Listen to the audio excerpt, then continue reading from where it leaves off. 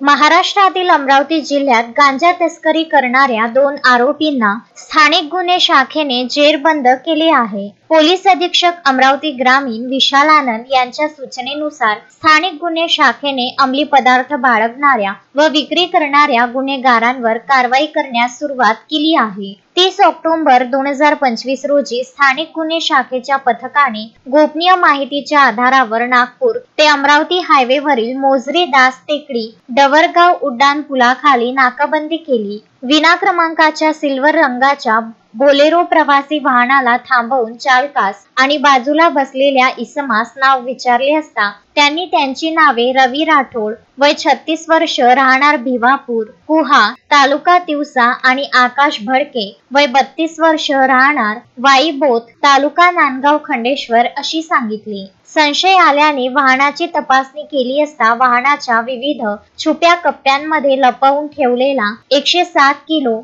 779 gram वजनाचा गांजा अंमली पदार्थ सापडला। आरोपीकडून एकूण 20,66,960 रुपये गांजा, वापरलेले बोलेरो वाहन 5,50,000 रुपये असा एकूण 26,16,960 रुपयाचा माल जप्त केला। आरोपींविरुद्ध अंमली पदार्थ प्रतिबंधक कायद्यान्वये पोलीस स्टेशन तिवसा येथे गुन्हा नोंद करण्यात आला असून पुढील कारवाईसाठी आरोपी व मुद्देमाल तिवसा पोलिसांच्या ताब्यात देण्यात आले आहेत। ही कारवाई विशाल आनंद आणि अपर पोलीस अधीक्षक पंकज कुमावत यांच्या मार्गदर्शनाखाली पोलीस निरीक्षक किरण वानखडे यांच्या नेतृत्वात करण्यात आली। शोएब खान, विदर्भ न्यूज, अमरावती।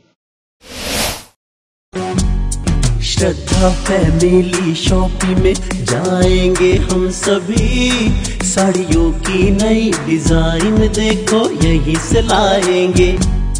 श्रद्धा फैमिली शॉपिंग में जाएंगे हम सभी, लेडीज जेंट्स बच्चों की हर फैशन लाएंगे सभी।